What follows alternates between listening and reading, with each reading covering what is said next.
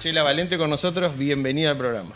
Hola chicos, un placer estar acá y escucharlo con tanta actividad de softball que me encanta. Me encanta escuchar todo lo que hay y más de los chiquitos. Bueno. Todo lo que mencionaron. Bueno, Chela, qué lindo tenerte acá, qué orgullo. Bueno, para mí es una satisfacción personal porque, bueno, estoy muy vinculado al poli y bueno, tenerte acá para que hablemos un poquito del poli, pero en general de toda tu vida softbolística y vinculada al softball es muy grato, muy importante. Así que bueno, gracias por aceptar la invitación Gracias. y venir. Gracias por llamarme. Bueno. Después de tantos años estar aquí es una satisfacción. Bueno, gracias a vos. Y bueno, y como para empezar, como para arrancar esta charla, contanos un poco tu vida primero como jugadora de softball. ¿Cómo fue? ¿Cómo empezaste? ¿Cómo se dio el jugar al softball? Y empecé en mi barrio y dando pases, después fui al Estudiante y ahí justo comenzaba a integrarse el equipo femenino del CAE. Y practicábamos en una canchita de fútbol. ¿Eso en qué parte del CAE? ¿En la sede? En la sede. En la sede. Donde está la escuela ahora. Ahí había un campito. Un pequeño terreno Sí. donde jugaban al fútbol, que era muy famoso el señor Carlitos en aquel momento, que nos dejaban, ellos se iban y nos dejaban jugar a nosotros, y también ocupábamos parte de la cancha de rugby. O sea que adivinábamos el pique extraordinariamente, porque estaba, claro, la pista, el borde, distinto terreno.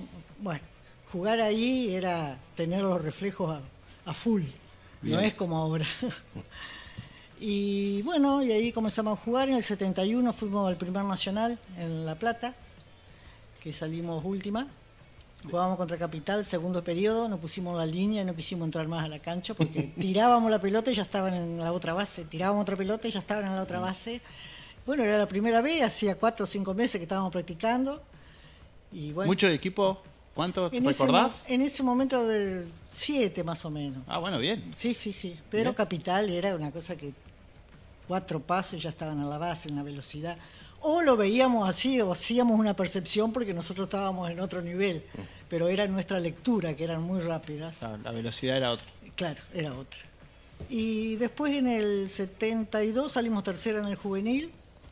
Y en el 75 ya salimos campeonas en Río Cuarto en el juvenil. Y así fuimos de a poquito subiendo en el de mayores también. Y en el 75 logramos acá en Paraná el campeonato argentino de mayores contra Bahía Blanca, la final. Que siempre terminábamos 5-3, 3-5, siempre el 3 era nuestro, pero acá en Paraná el 5 fue nuestro, 5-3. Se hicieron fuerte de local. Sí, lo jugamos en la Floresta, sí, seguíamos en Campito nosotros jugando. Un público extraordinario, todo el barrio de San Agustín, fue... O sea, ese torneo argentino, si bien entiendo, entonces se jugó en Floresta, claro, no había estadio, no había nada en ese momento. No, es todo Campito. Claro. También estaba softball play, a ver, viendo las canchas, una de las canchas de softball play donde está el Pato Sirirí. Claro. Ahí estaba otra cancha, o sea que jugábamos donde había un terreno. Claro. Yo cuando escucho historias de dónde se jugaba, la primera que siempre mencionan es esa, la del Patito Sirirí, donde está el Patito Sirirí. Claro. Era de softball play o de la APS, la verdad que no recuerdo bien. Me parece que APS, por eso el patito de la APS. Sí, Por entonces eso de la APS. Sí, porque ahí jugábamos mucho. Y bueno, eso fue lo que yo después del CAE fui a estudiar educación física. Cuando vuelvo ya era otro equipo. Todas ya nos habíamos ido y eran más chiquitas, entonces ya la parte social mía no encajaba en cuanto a los intereses, ¿no? Por la diferencia de edad. Entonces voy a jugar a Patronato, que por eso me citan mucho las chicas todos los años en los torneos. ¿Y ahí jugabas terminé. con tu mamá? Con mi mamá. Claro. Entre otras, obviamente. Sí. que era ese equipo, era el equipo de Softball Play, cuando comenzó en su momento. Ah, mira. Buen dato. No, no, Sí. no sabía. Sí, en aquel momento estaba Don Bosco, Softball Play, el CAE que tenía el CAE y la Pluma, teníamos 2 equipos nosotros. Don Bosco y nadie más, éramos poquitas, 4 equipos, 5. Y bueno, y ahí fue de a poco naciendo. Y por eso yo, cuando termino educación física, mi proyecto era formar otro equipo para que haya más competencia en Paraná. Y es por eso que... Cuando terminaste de estudiar...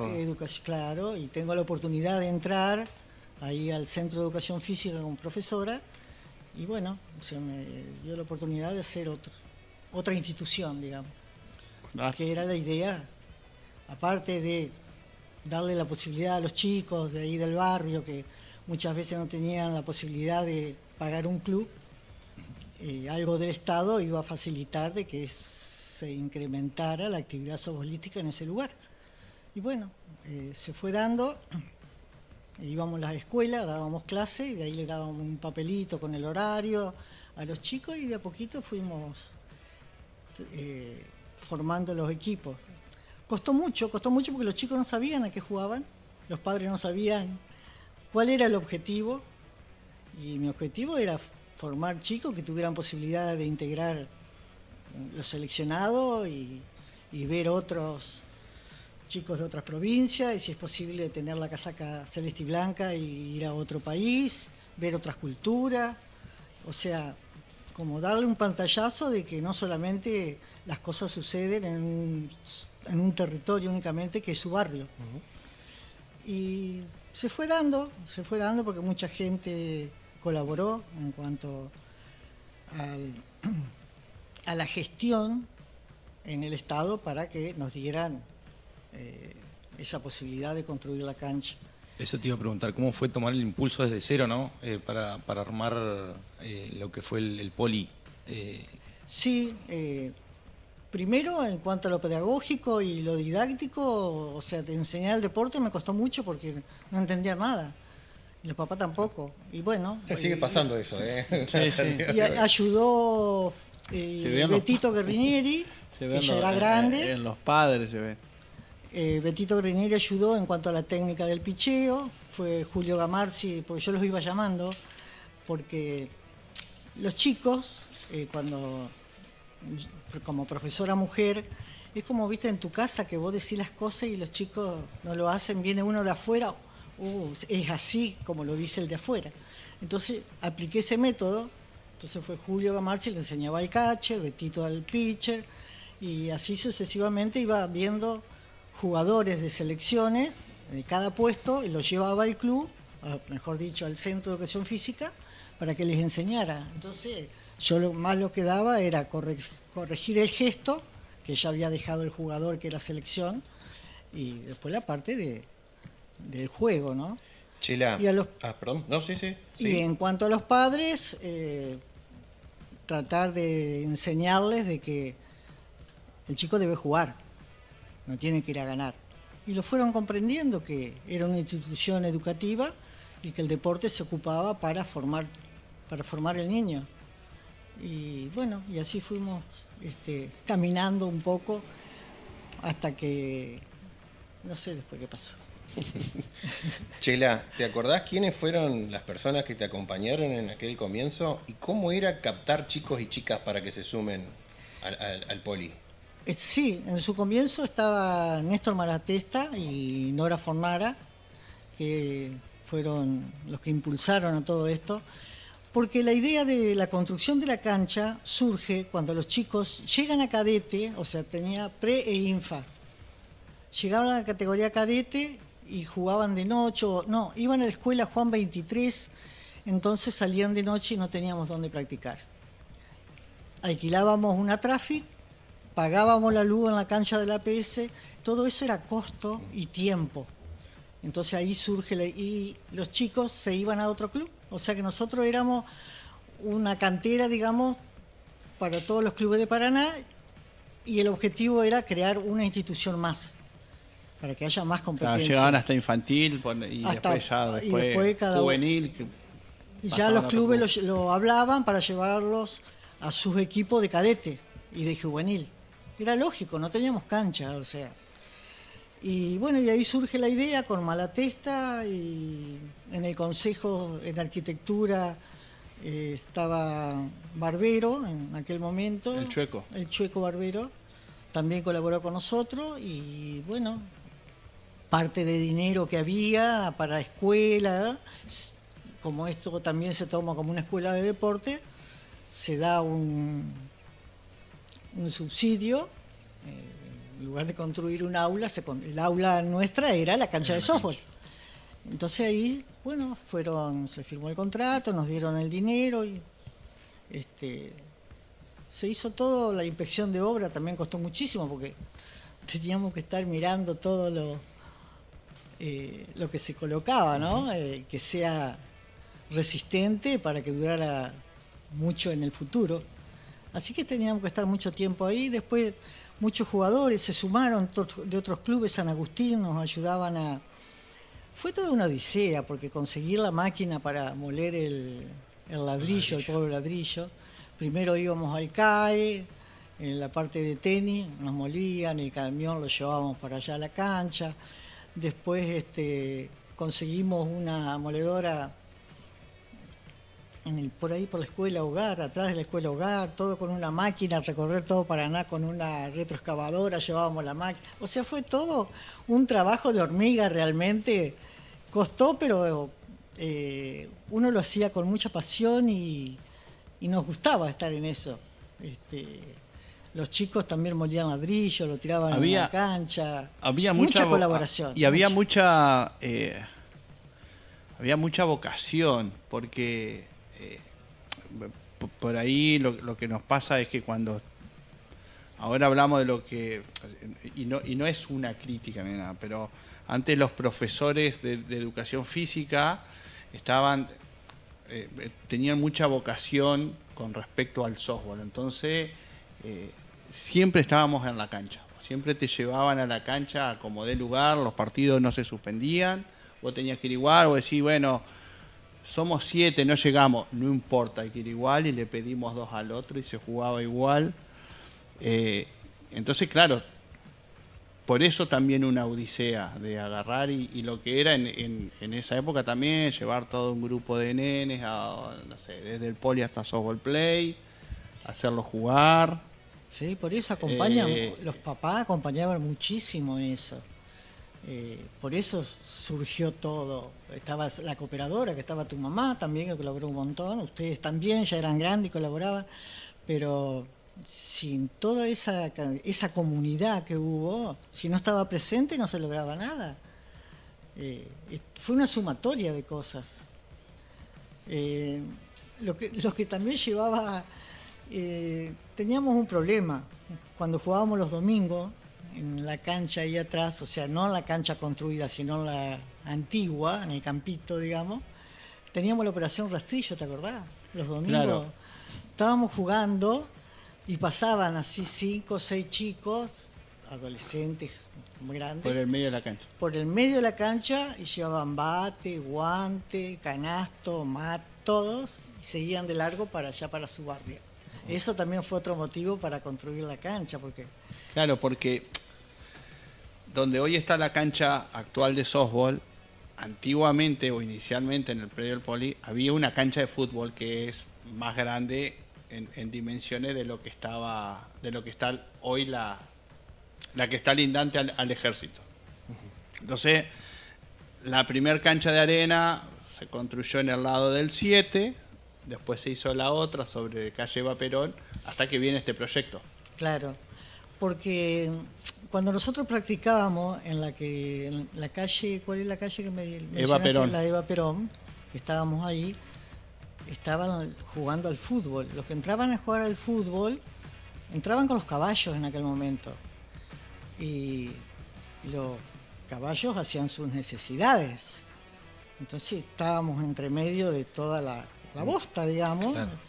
Y también esas personas tomaban bebían y muchas veces no estaban en condiciones como para uno ir a hablarle bien y decirle que no entre el caballo. Bueno, todas esas cosas pasamos. Y los chicos por ahí no se animaban a ir a buscar la pelota dentro de la cancha de fútbol cuando se les iba, porque temían lo que pudiera pasar.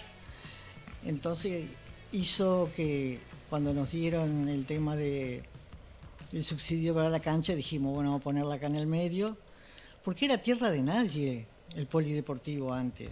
Se cerraba a las 6 de la tarde, a las 5, no había más actividad y cualquiera entraba. Ahora hay actividad esta tarde, eso favorece a que los espacios estén ocupados y que otras personas no entren a romper o a hacer daño. Cuanto más tiempo no lo ocupan en ese lugar, se va a destruir. Y gracias al softball y otras actividades que hay de noche, eso se mantiene, porque hay personas ocupando esos espacios. Claramente. Y haciendo actividad, haciendo deporte, que es lo más lindo para la gente, ¿no? Pero por supuesto, y más ya tenemos conocimiento que el deporte y la vida social es lo que nos mantiene mucho mejor al ser humano. Exactamente. Y Chela, ¿cómo era captar chicos y chicas en esa época? Y en esa época... ¿Se sumaban directamente a la No, cancha? yo iba ¿Cómo? a las escuelas, Álvarez Condarco, Escuela El Sol. ¿La del Gaucho estaba? Sí, la del Gaucho. La del Gaucho Rivero. También, ajá. Y la Juan 23. ¿Y qué Entonces, ibas con un muerto? Yo iba Ajá. iba a la escuela primero, pedía permiso. A la semana siguiente tenía mi turno, la clase de educación física me la cedían. Iba con el muerto y daba una clase. Y luego que daba la clase, le daba un papel a cada niño con el horario para que vayan a hacer la actividad al centro. Y así fueron de a poco. Y con respecto a las nenas, que por ahí costaba, porque más van los varones, a cada nena yo le decía que llevara una amiga. Entonces cada ahí se fue multiplicando y logramos tener la pre-femenina y la infa femenina y paralelo la infa masculina, los varoncitos y o sea, teníamos 2 equipos, masculino y femenino.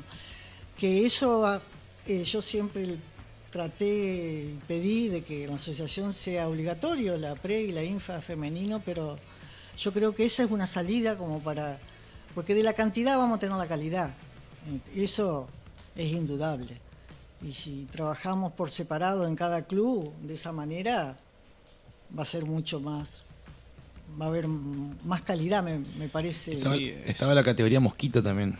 Ay, sí, cuando empezamos con los mosquitos, que esa idea la llevó Víctor Cancilleri. Mosquito. Sí, mosquito. Sí. A mí me pasaba a buscar chelas por casa. Sí, y ahí íbamos a jugar ¿Qué al poli. escuelita? ¿Mosquito de Claro, escuelita? Sí, los exactamente. sábados a la mañana. Los sábados a la mañana, tibol, y era Sí. jugar. Era lo más lindo de Sí, todo, sí. de 5 años, sí. 4. Ahora, yo creo que con todos los que han estado sentados acá, más los que hablamos afuera, Carlos, el Chino y otros tantos que han pasado, lo importante de tomar chicos y chicas desde la escuela, ¿no? Que es casi por donde hemos arrancado. De lograr que la escuela sea un pulmón de jugadores y de jugadoras que hoy se ve como que tan difícil, como que hay muchas ideas. Fabián Medina también, que mencionó en el programa pasado, de que se está trabajando, pero como que antes era más fácil, o parecía que era más fácil, obtener jugadores desde la escuela y jugadoras. Yo creo que todo pasa por el acompañamiento de los padres, porque eso es en contraturno, o sea, es fuera de la escuela. Está bien, pero antes... Y la sociedad es otra también. Sí, pero antes era como que vos tenías más educación física, te vuelvo a repetir, los profesores estaban más vinculados con el softball, entonces siempre, jugás softball, podés jugar en el Chahue, Talleres, Patronato, era más fácil. Hoy cada vez se da menos educación física. Hoy tienen creo que 40 minutos a la semana y fin. Pero es difícil dar el softball en las escuelas, en un patio. Es recontra difícil. Es muy difícil y más... Yo jugaba en la Rivadavia, que es así el patio. Sí, más en las escuelas que están construidas con mucho vidrio y con el mástil en el medio.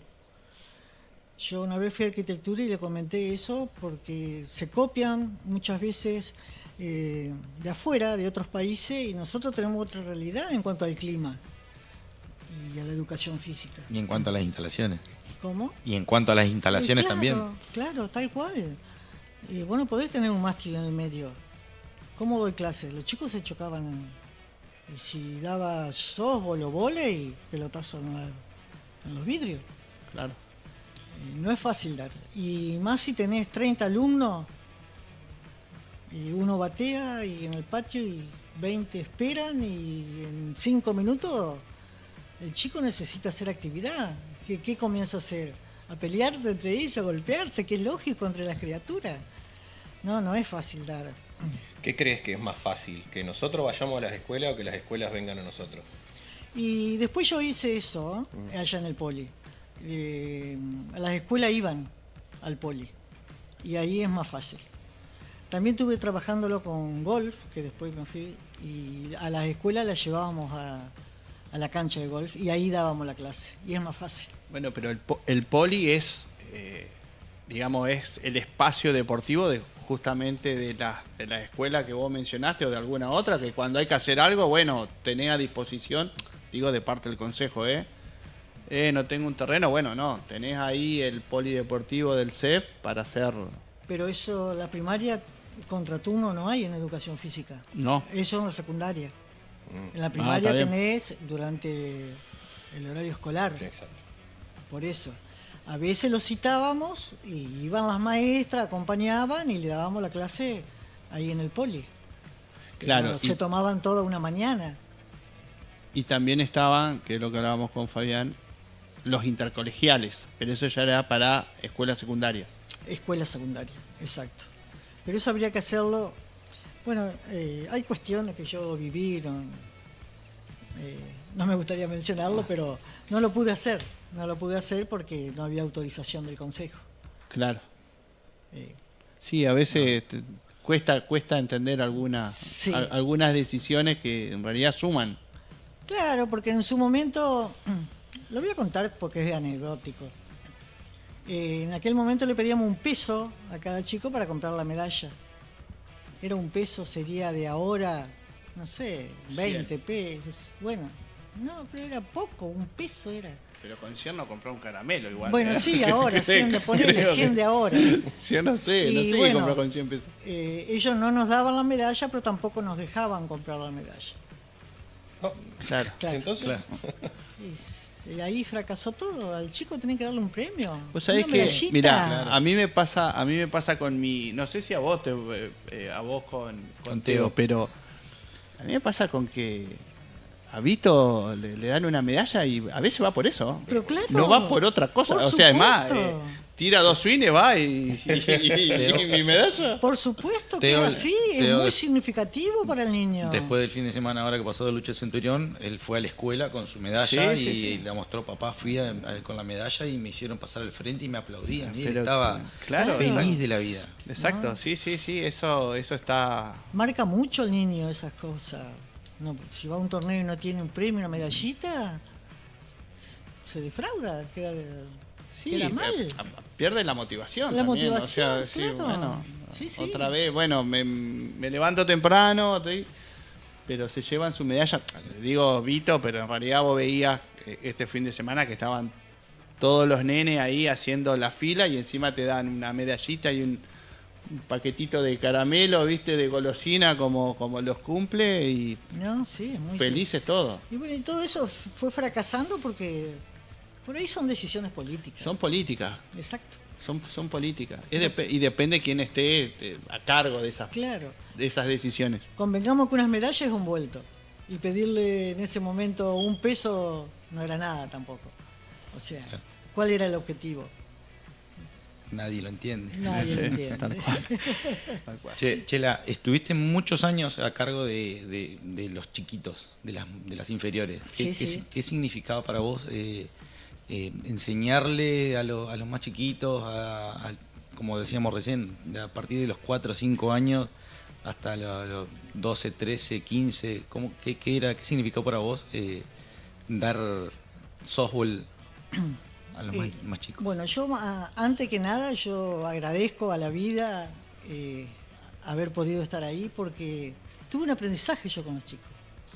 Es impresionante lo que uno se cultiva espiritualmente porque los niños son tan sinceros, tan espontáneos que uno, si está atento, se aprende un montón.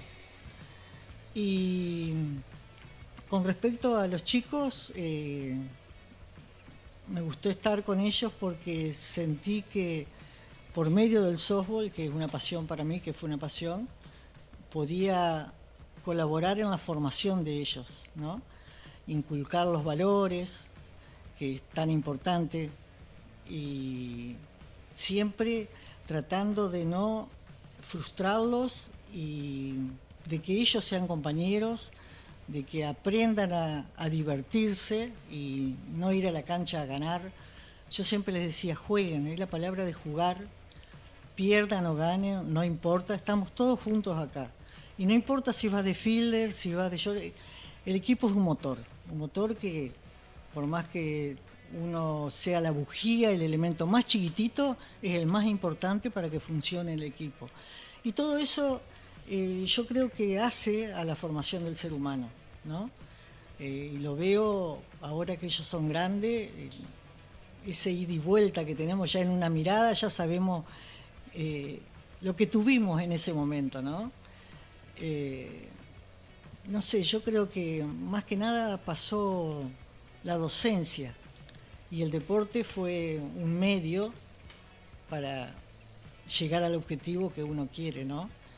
Que esos chicos sean positivos socialmente. Bien, No, parte... perdón.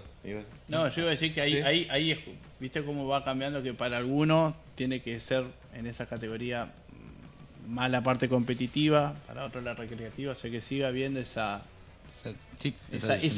disyuntiva de o los hace jugar y en la cual tenemos que convivir todos. Claro, no, claro. Sí. Son válidas las dos. Exacto, claro. Las dos posturas son válidas. Claro. La pregunta que yo hice en el programa pasado fue ¿a qué edad pensás vos que empieza a ser competitiva las inferiores? ¿Hasta cuándo es diversión y aprendizaje y cuándo empezás a competir? Lo que pasa es que en el softball ya estamos dentro de una estructura diferente. Se empieza a competir en los infantiles, pero ¿por qué? Porque socialmente ya se está pidiendo eso y se pedía ya con un molino. El niño que empezaba en infantiles ya le costaba porque ya se enfrentaba a un pitcher de molino. ¿Ustedes se acuerdan? En aquel momento estaba el CPF Sebastián. Sí. Entonces no podés entrar a jugar. Lo que tiraba Sebastián. No podés entrar a jugar en esa categoría. Y cacheaba a Chelo también, Chelo Malatesta. Claro. A los dos les mando un abrazo grande, ojalá nos estén mirando. Los claro, dos eran Entonces, o sea que 2 metros medio. Claro, la infantil. Ahí ya se compite.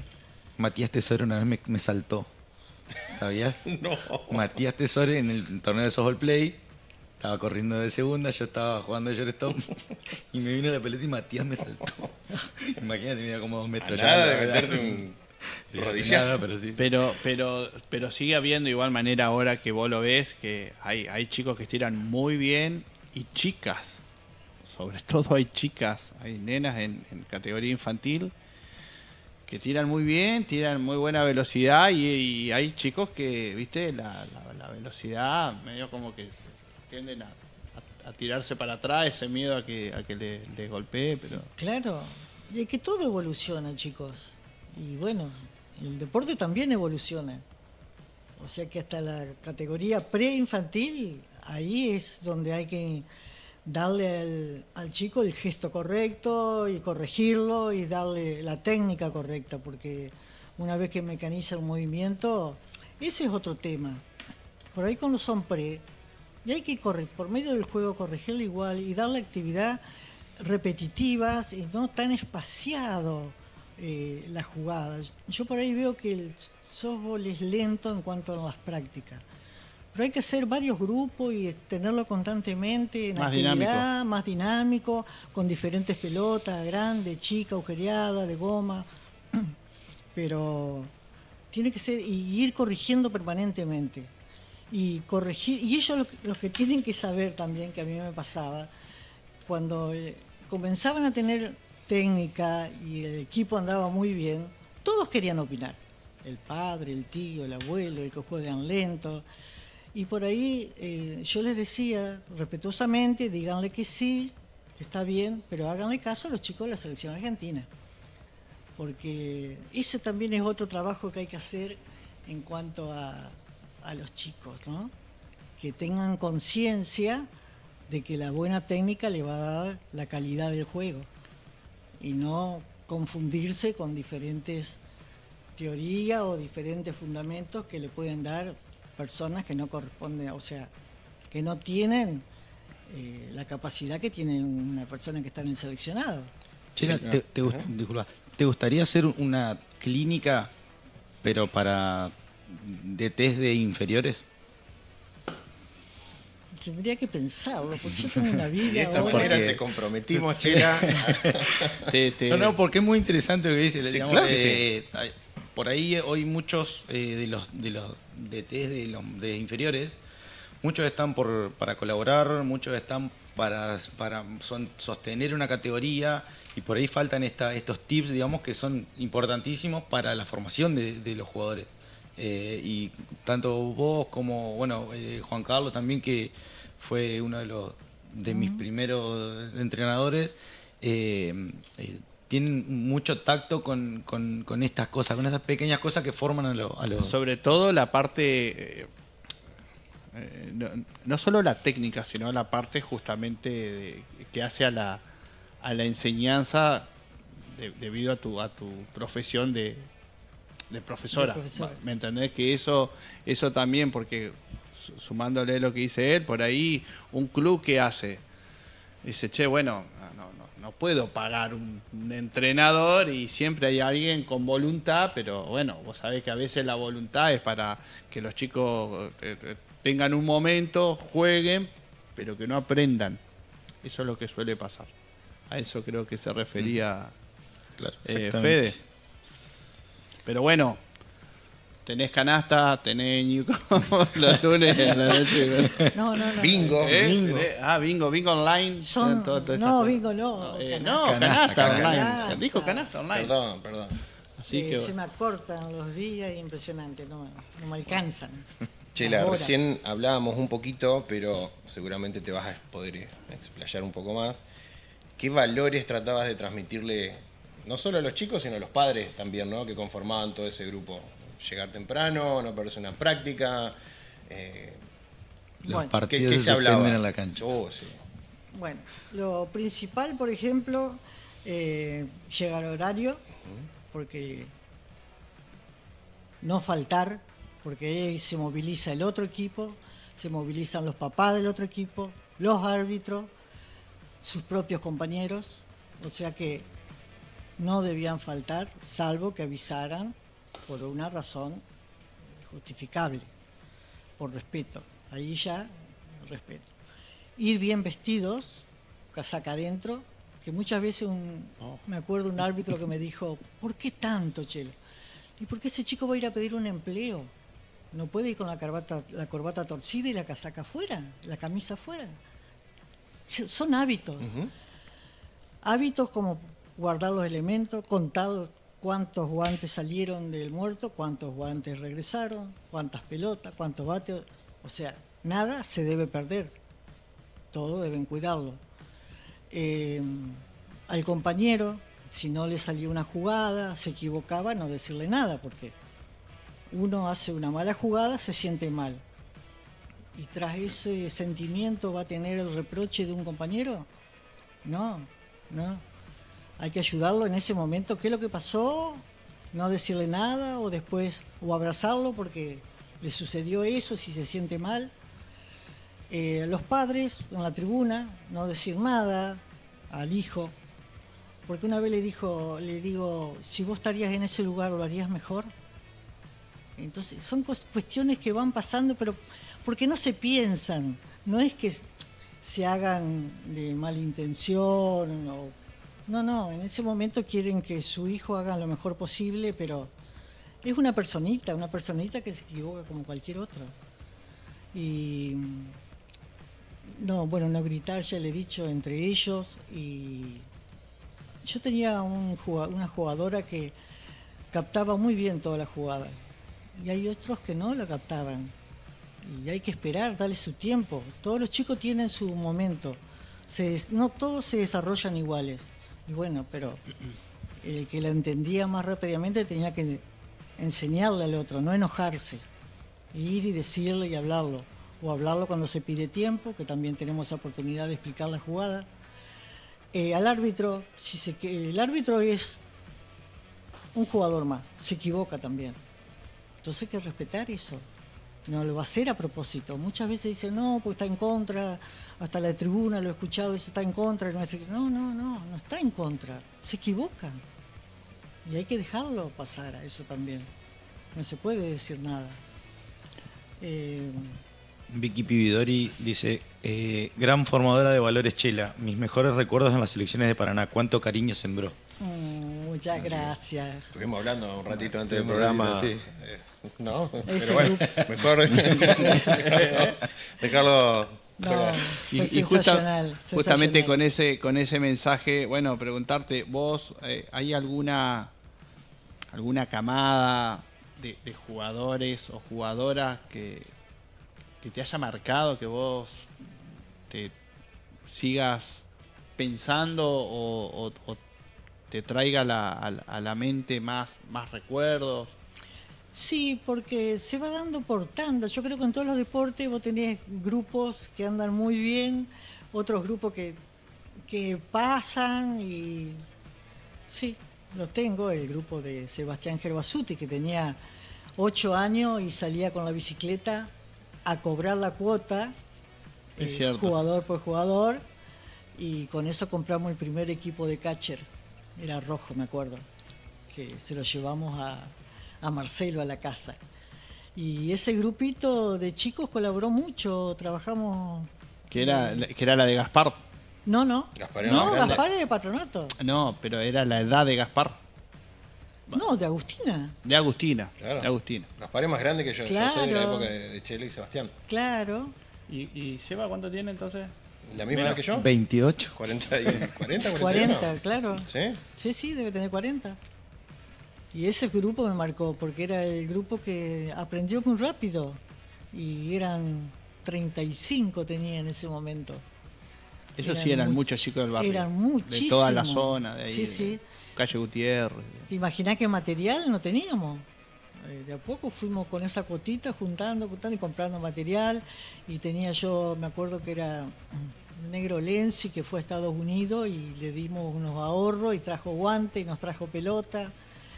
Y aprovechamos, después aprovechábamos los chicos que viajaban y nos traían elementos. Sí.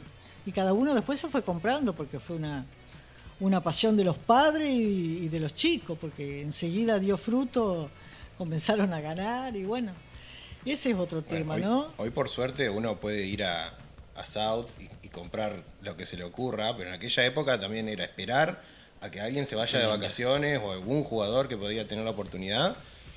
Creo que el abuelo Centurión también tenía... Yo creo que el Tacuarí abuelo... 80. Tacuarí A él 80. le comprábamos Yo nosotros. creo que el abuelo Claro. Fue pionero, ¿no? No sé si pionero, porque capaz que, pero él traía muchas cosas de eso. Botines. Me acuerdo Sí, que le un compramos bate. un bate botella rojo Louisville, hermoso. Sí. Teníamos 8 años, pero bateábamos con un bate que era una cachiporra gigante. Hermoso. Chicos, y cuando jugaban con la pelota de 11 pulgadas dura, La dura roja, sí. Con frío.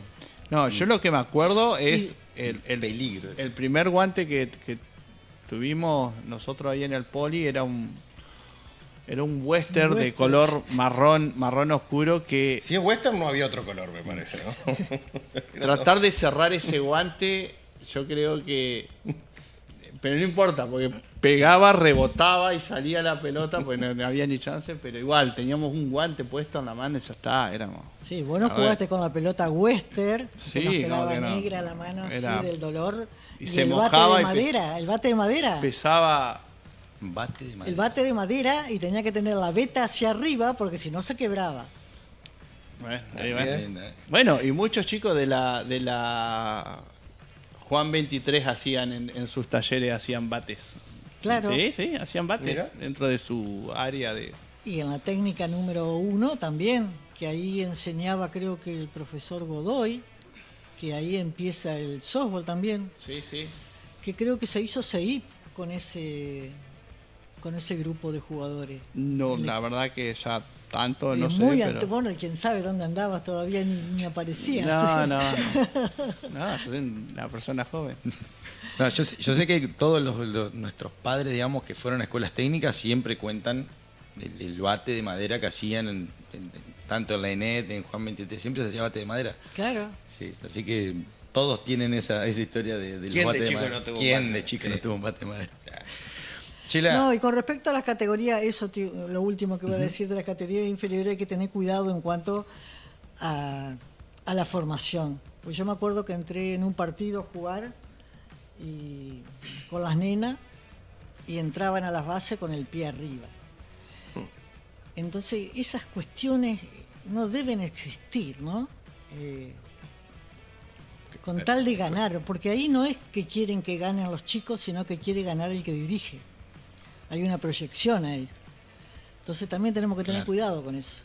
Acá, Los chicos ganan jugando. Y va paralelo el juego, la alegría, la técnica y la estrategia que se le puede dar para... Todo es un conjunto de cosas que te llevan a ganar. Pero si ya entras con una cabecita que vas a ganar utilizando otros recursos, tengan mucho cuidado los técnicos con eso. Porque eso lo llevan a la vida. sí, sí. ¿Sentís que el trabajo que has hecho, que hiciste con todos los chicos, los inferiores, sentó, digamos, una base para lo que es hoy el softball de Paraná? Yo creo que sí. Bueno, yo creo que ustedes... Vamos a otra pregunta. Yo creo que ustedes, claro, yo creo que ustedes lo pueden decir. Yo desde adentro, no sé. Qué sé yo. Yo pienso que sí. No sé. Tanto como decía hoy, Sheila como el Mono, que fueron mis primeros... Mentores. Sí, tal cual.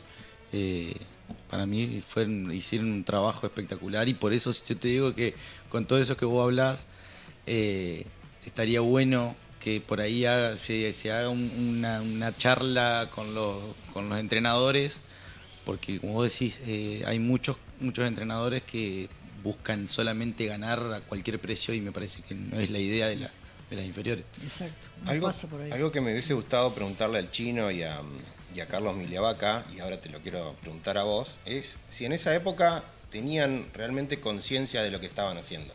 Si creían que dentro de no sé cuántos años uno iba a sentar precedente, dejar una huella que claramente hoy nosotros por lo menos la reconocemos. Si eran conscientes en esa época o no. Yo era consciente en el sentido de que fue sin querer que se deja la huella. Pero yo era consciente de que esos niños que empezaban, el que tuviera condiciones, que luciera la casaca celeste y blanca. Ese era mi objetivo, contribuir a que llegaran a las selecciones, a la selección argentina, porque le daba apertura, como lo mencioné hoy, a muchísimas cosas. Pero va más desde el humano que desde lo técnico. Yo creo que van las dos cosas de la mano, no podemos separar una cosa, porque el ser humano es una unidad y no se puede separar. Para mí van de la mano esas dos cosas. Es más, como mencioné hoy, ocupo el deporte para la parte humana, pero el deporte dándole la técnica correcta, los valores, la alegría del juego. Yo creo que es un conjunto de cosas que se tienen que ir dando. Y eso el chico lo absorbe, los chicos son una esponja. Todo lo que se le da lo absorbe. Por eso hay que tener mucho cuidado. Es una mente en blanco. Lo que vos escribís, ahí quedó. desde tu inicio en el Poli, desde esa primera vez que llegaste ahí a la dirección del Poli, a lo que es hoy el Poli, ¿cómo ves esa evolución? ¿Te imaginabas en aquella época que hoy el Poli se iba a transformar en esto que es una cantera con chicas y chicos que han logrado, yo creo que el mayor de los éxitos que se puede lograr en el deporte, ¿no? Alcanzar la gloria, por decirlo de alguna manera? Mi objetivo fue ese. O sea, convertir ese centro de educación física en un espacio para que puedan hacer deporte, niños y adultos. Para dar una vida más íntegra a todo eso, esas personas que estaban en el barrio. Porque no solo dar la actividad física, dar el deporte, sino que también está la parte social de los adultos.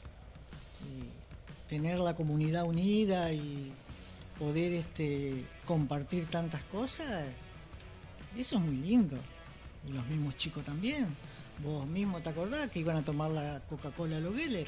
Se sentaban ahí todos y a charlar y después... Sí, hay otras anécdotas también. No, pero un poco más dañinas, tal vez. Sí, teníamos algunos compañeros que eran, pero bueno. ¿Cuál era ese grupito? Y no, pongámosle Gustavo G. Pero sí, es cierto.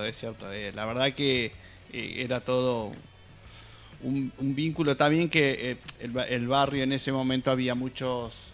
Hoy es un barrio más de gente grande, todo lo que es el barrio mercantil, que está pegado al Poli, y en esa época era un barrio con muchos chicos y muchos jóvenes, entonces siempre estábamos en el Poli haciendo algo, así que sí, está claro.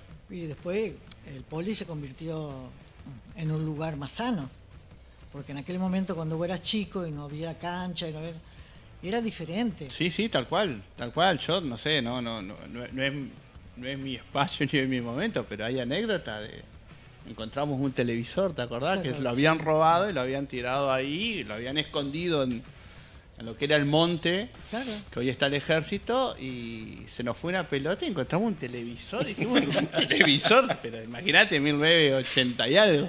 Y ahí fuimos, avisamos a la dirección, hay un televisor. Y se lo habían robado, lo habían dejado ahí escondido para después llevárselo, sí. Y le cagamos el robo al ladrón, pero bueno. En un intercolegial de fútbol, visita acordar intercolegial de fútbol, cambio de cancha, ponemos la pelota en el medio, operación rastrillo, se fue la pelota, la única pelota que teníamos de fútbol. Se la robaron. Pasaron corriendo, pateo, y se fue la pelota. Terminó el intercolegial. No teníamos pelota. Fede, ¿algunos mensajes? Sí. Marta Edith González, buen trabajo y buenos frutos, Chela. En 2012, 9 jugadores del Poli fueron campeones mundiales juveniles. Hay mensajes de Sergio de Caroli, que manda saludos también. Raúl Alejandro Ekel, gracias Chela, gracias Mono y Jorge Bota. Así que bueno, mucha gente está escribiendo acá en el canal de YouTube, la transmisión, mandándote saludos y muy agradecidos por todo el trabajo que has hecho. Muchas gracias. Jorge Bota también tuvo en sus inicios. Exacto. Uno de los profes que estuvo ahí también. Otro profe estuvo trabajando muy bien. Bien, con los chicos. Chela, se nos ha pasado volando el programa, ya debemos finalizar dentro de poquito el primer bloque. Permitime agradecerte por tu tiempo, por haber venido acá y compartir con nosotros y con todo el público tus inicios, tu carrera deportiva, tanto como jugadora como dirigente, entrenadora. Todo lo que nos ha contado del inicio del Poli también ha sido sumamente enriquecedor, así que muchísimas gracias. No, gracias a ustedes, porque es un momento muy lindo en esta etapa de mi vida que todavía esté contando, después de tantos años que dejé la actividad, lo que pasó. Bueno. La verdad que agradezco a la vida y a ustedes por poder contarlo.